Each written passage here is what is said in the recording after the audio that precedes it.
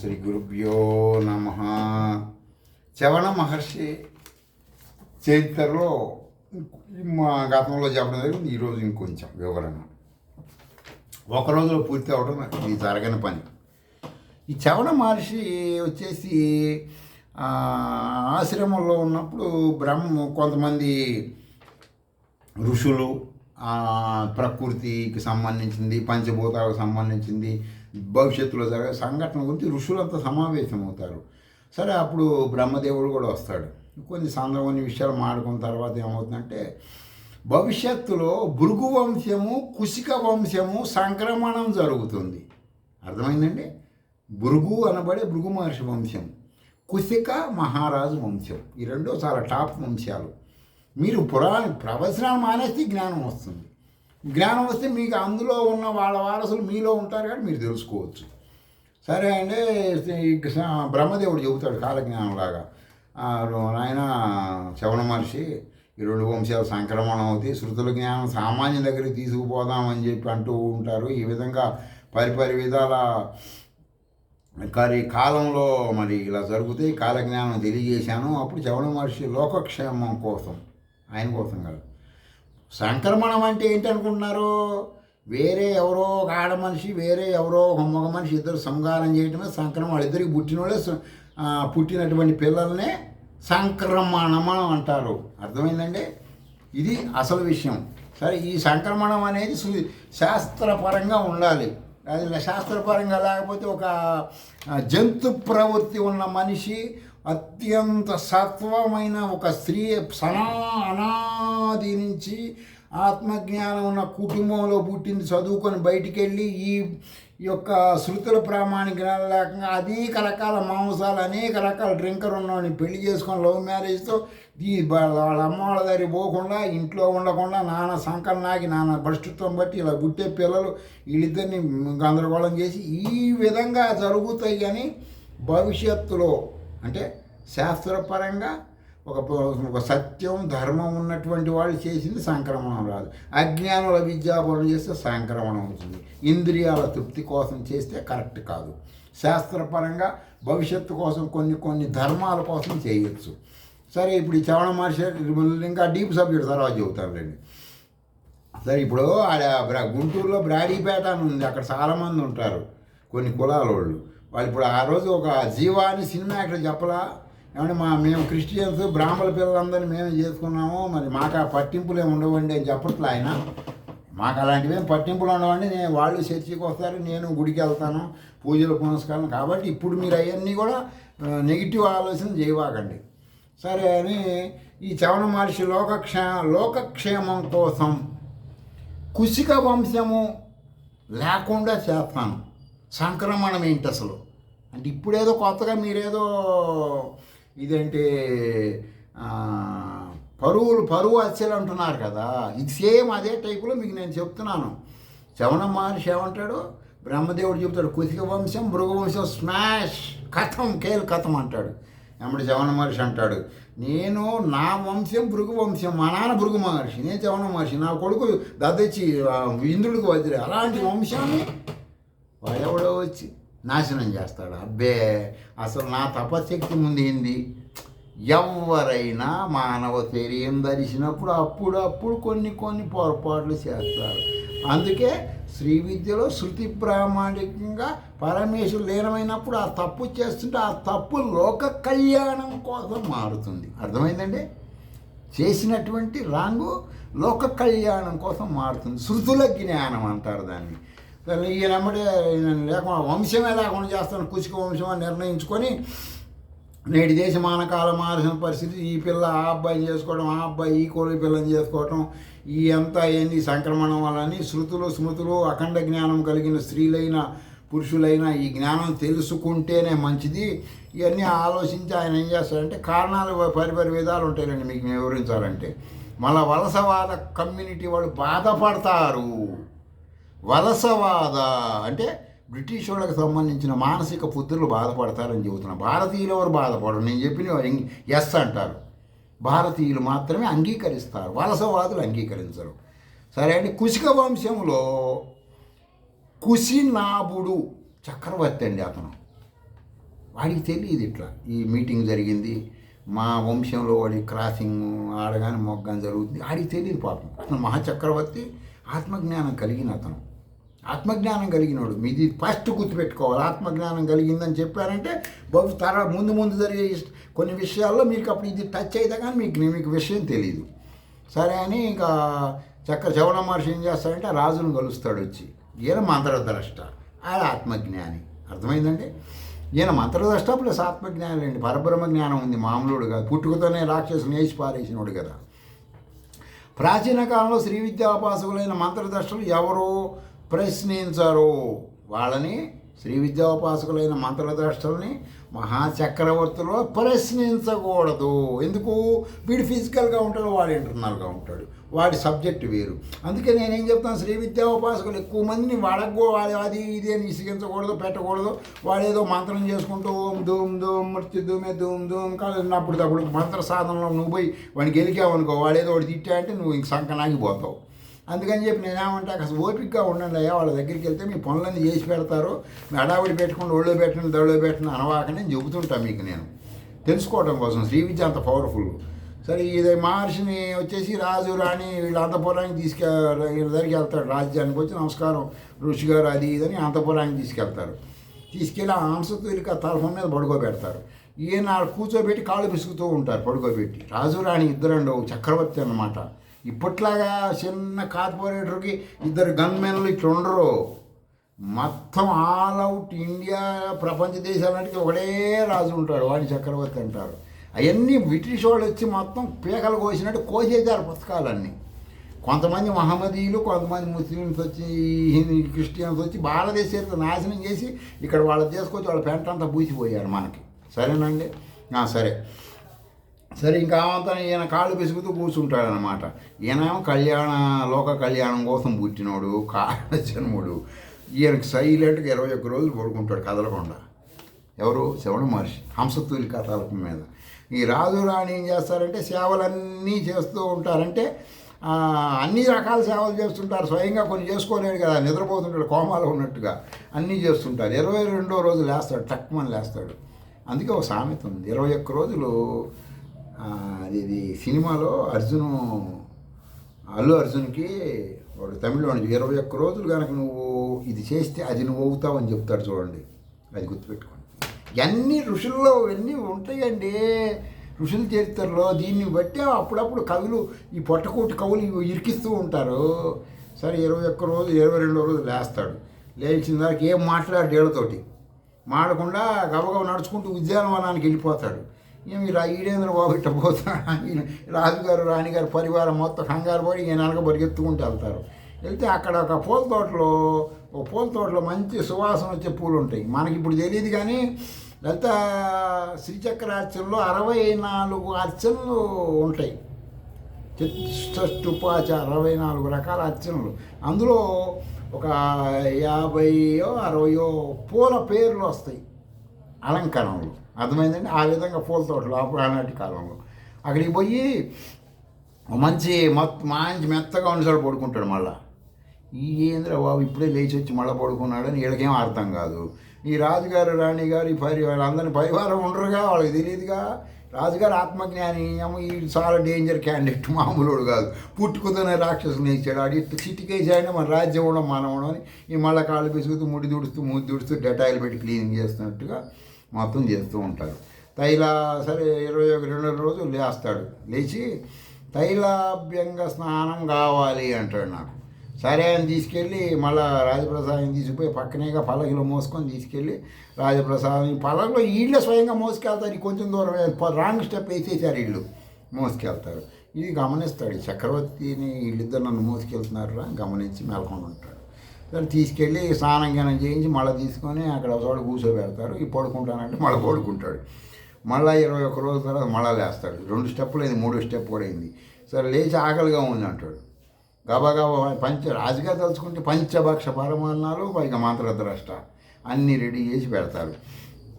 మొత్తం విందు భోజనం అంతా రెడీ చేసిన తర్వాత ఏం చేస్తారంటే ఇంకా అక్కడ పెడతారు రెడీ చేసి.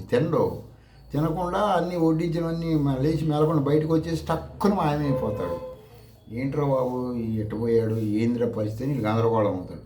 మర్నాడు వచ్చేసి పొద్దున్నే మర్నాడు తెల్లవారుజామున వస్తాడు. వీళ్ళు నిద్రలు పోకుండా కూర్చొని ఉంటారు. మంత్రద్రష్ట అప్పటికి ఒళ్ళు హోనం అయిపోతుందండి. 60 రోజులు అయిపోయింది, అప్పటికి 60 రోజులు చిల్లరైంది. నాన్న టార్చర్ పెడుతుంటాడు వీళ్ళని. వీళ్ళు తిడితే చాలు వెంటనే నాశనం చేయాలని కూర్చుంటాడు. అర్థమైందా? విశ్వామిత్రుడు స్ట్రోక్ దెబ్బకి వీళ్ళకి కొంచెం జ్ఞానం ఉంటుంది కదా, వంశస్థులు కదా, వీళ్ళు జాగ్రత్తగా ఉంటారు.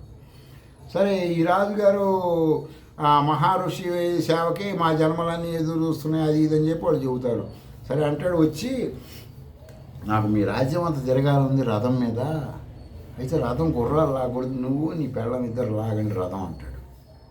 సరేనండి అంట. రెండో మాట చెప్పడానికి లేదు. శ్రీ విద్యోపాసకుడు మంత్రద్రష్ట. మీరు నెగిటివ్గా ఆలోచించవాకండి. కారణ జన్ముడని చెప్పి ఒకటే మాట మీరు అర్థం చేసుకోవాలి. ఇప్పుడున్న దేవుళ్ళందరూ ఇది వాళ్ళ దెబ్బకి, పరబ్రహ్మ దెబ్బకి. సరే గాబా గాబా రథం మీద ఊరు మొత్తం తిప్పుతారు. ఒకరోజు కాదు 3-4 రోజులు తిప్పుతారు.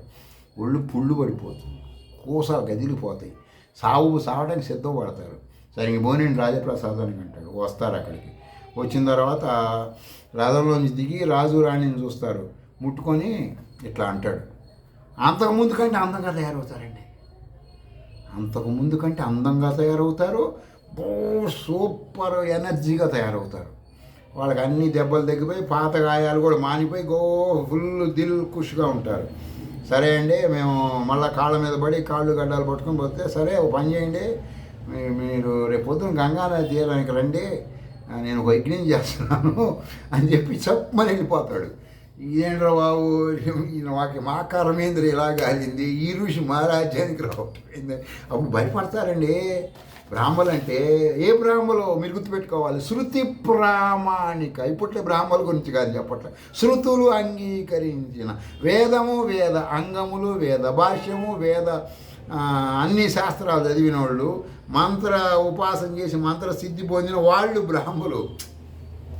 అప్పుడు గవ అని చెప్పి గంగానది తీరానికి పొద్దున్నే వెళ్తారు. వెళ్ళేసరికి అక్కడ మంచి మంచి మణులు, విపరీతమైన మణులతో కట్టిన స్తంభాలు, అలాంటి రాజభవనాలు ఉంటాయి గంగానది తీరాన. గంగానది తీరాన రాజభవన్ ఇప్పుడు ఏదో సిమెంట్తో కడుతున్నారు కదా, అట్లా కట్టి ఉంటాయి రెడీగా.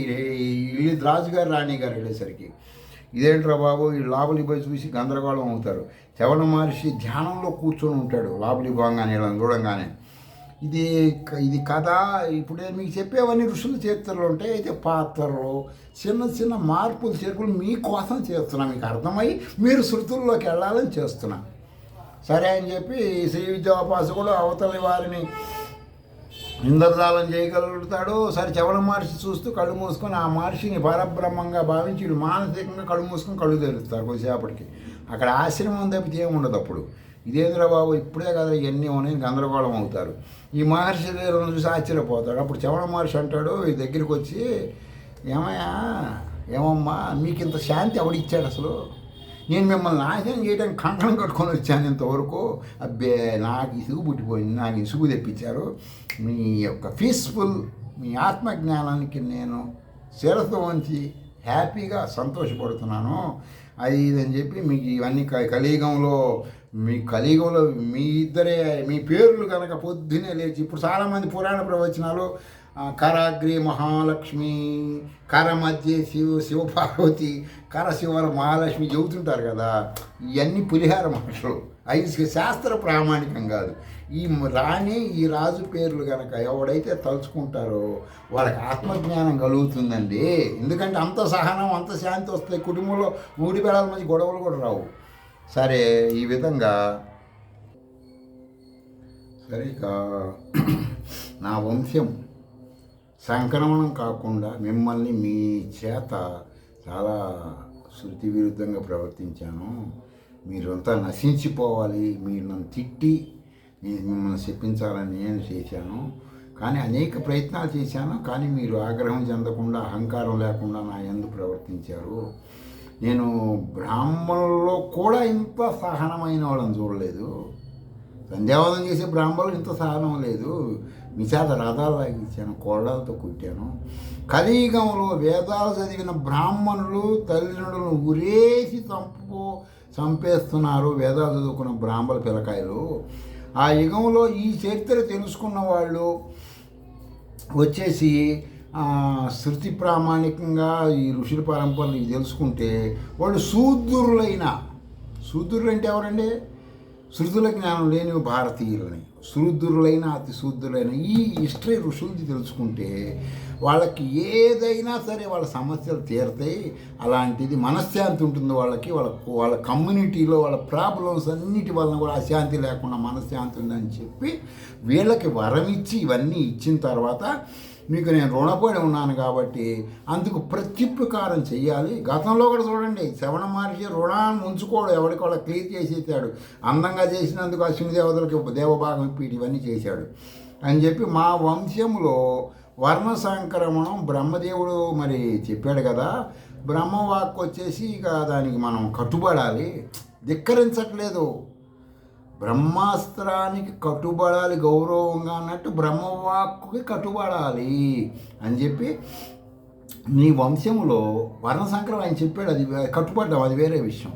కానీ మీకు ఒక వరం ఏంటి? నా ఋషులు మీరు నేను కలుసుకొని ఏం నీ వంశంలో 3వ తరంలో శృతి ప్రామాణిక బ్రాహ్మణుడు అంటే గుర్తుపెట్టుకోండి, బ్రాహ్మణుడు అంటే ఎప్పుడైనా సరే మీరు బ్రహ్మజ్ఞానం కలిగిన వాడు, శృతుల జ్ఞానం కొడుకుగా పుడతాడు నీకు 3వ తరములో పుట్టి. బ్రాహ్మణుడు అంటే కులంగా మీరు తీసుకోవద్దు. నా మనుమడు శ్రవణమహర్షి, నా మనవడు నీకు పుట్టిన 3వ కొడుకు పుడతాడండి. నా మనవడు రుచీకుడు అనేవాడు ఉంటాడు. అతను భవిష్యత్తులో కాలజ్ఞానం టాప్ సబ్జెక్ట్ తెలిసినవాడు అవుతాడు. అతను నీ కొడుకు యొక్క కూతురు 3వ తరంలో కొడుకు పుడతాడు. కొడుకు కూతురు పుడుతుంది, దాని పేరు గాది. ఆ పరిణయం చేసుకుంటాడు మా మనవడు. వారిద్దరి కలయిక వలన ఏమవుతాడు, జమదగ్ని అనబడే ఒక మహర్షి పుడతాడు. జమదగ్ని శ్రవణ మహర్షి ముని మానవుడు. నా మనవడు సమస్త ధనుర్వేదము తన కొడుకు అయిన జమదగ్ని మహర్షిలో నిలుపుతాడు. అంటే ఇప్పట్లా కాదండి, ఇప్పట్లాగా పుస్తకాల్లో ఉండేది కాదు. శృతుల జ్ఞానం అంటే ఏంటంటే విమానం తయారు చేయడం, అణుబాంబులు చేయడం, ఇవన్నీ వాళ్ళు నేర్పిస్తూ ఉంటారు. అది అనుష్ఠానం చేసి ఇవన్నీ స్ఫురణకు వస్తాయి అన్నమాట. ధనుర్వేదం అనబడే సమస్త ధనుర్వేదం ఆ జమదగ్నిలో ఉంటుంది. తర్వాత ధనుర్వేదం అస్త్ర శస్త్ర రహస్య మంత్రాలనబడే తంత్రాలనబడే యంత్రాలని అన్నీ ఆలోచనలే ఓ మహారాజా. అవన్నీ కూడా మా మనవడుకు సంబంధించిన కొడుకులో ఉంటాయి. నా వంశస్థుడే అవి నా వంశంలో వాడికి అవి నిల్చుంటాయి కదా. వర్ణ సంక్రమణ జరగలేదు కదా. ఈ 3వ తరంలో పుట్టే కొడుకు బ్రాహ్మణుడు. నా మనవడు ఆ కొడుకు కూతురుని చేసుకుంటాడు. వర్ణ సంక్రమం జరగట్లే ఇక్కడ, శృతి ప్రామాణికంగా జరుగుతుంది. నా వంశం వర్ణ సంక్రమం జరగదు, నా విద్యలు బయటికి పోవు. నా ముని మనవడు కుమారుడిగా పరశురాముడు పుడతాడు. అబ్బో ఏం హిస్టరీ లేని ఋషుల చేతిలో మీరు వెళ్తే కానీ వాస్తవాలు రావు, మీరు ఏదేదో ఊహించుకుంటారు. శ్రవణ మహర్షి ముని మనవడు ఎవరో జమదగ్ని కొడుకు ఎవరో పరశురాముడు. గాదికి బ్రహ్మర్షి అనబడే విశ్వామిత్రుడు పుడతాడు. అబ్బో ఎంత ఇష్టం విశ్వామిత్రుడు. చూడండి ఒకసారి, విశ్వామిత్రుడు పుట్టకముందే వాడికి సంబంధించిన జ్ఞానంతో వాళ్ళ వంశంలో ఏర్పాటు చేశాడండి. మీరు వెనుకకు వెళితేగా గాది ఎవరో మీరు హిస్టరీలోకి వెళ్తే ఋషుల చరిత్రలో గాది అంటే ఎవరో తెలుస్తుంది. ఆల్రెడీ నాకు చెప్పాను, 3వ తరంలో పుడతాడు, దానికి కూతురు, దాని పేరు గాది అని. ఈ విధంగా కుశిక రాజ్య చక్రవర్తికి భూపతికి శ్రవణ మహర్షికి సంబంధించినటువంటి వర్ణ సంక్రమం జరగకుండా మనందరికీ దానికి సంబంధించిన జ్ఞానం అవన్నీ వస్తాయి. కాబట్టి మీరు అందరూ ఏం చేయాలంటే, నేను చెప్పగలిగేది, మీరు ఏ శ్రీ విద్యా మంత్రం ఏ గురువు దగ్గర నేర్చుకున్నా షడంగముల జ్ఞానం నేర్చుకొని నిద్రలో ఇట్లా లేపితే బాలమంత్రం ఇంతమంది చేస్తుంటారు. నేను వాళ్ళు అడుగుతారు, ఏమో బాలమంత్రం అక్షరలక్ష చేసాము, సర్లేండి అవన్నీ తర్వాత విషయాలు. ఇప్పుడు సీఎం దగ్గరికి పోయి ఇంకొకటి పోయి నేను సీఎం అన్నాడు అనుకోండి, ఎట్టుంటుందో వాడికి ఆ విధంగా ఉంటుంది. ఇలా మాటలు ఎవడో చెప్తారు, ఏదో చేస్తారు. ముందు షడంగాలు తెలియాలి కదా. బాలామంత్రం చేసేవాళ్ళకి నిద్రలో లేపి, ఏమంటే మీరు బాలమంత్రం చేస్తున్నారు, ఆ మంత్ర దేవతని దర్శించింది ఎవరు? నేను చూడలేదండి. అదేదో కామెడీ దాంట్లో చెబుతారు అండి, అది గాంధీ నేను పగలగొట్టలేదు, మాస్టర్ ఈ విధంగా చెబుతారు ఇవి శ్రీ విద్యోపాధ్యాయ కొంతమంది. ఎవరు బాలమంతుని దర్శించింది ఎవరు? దక్షిణామూర్తి ఋషి.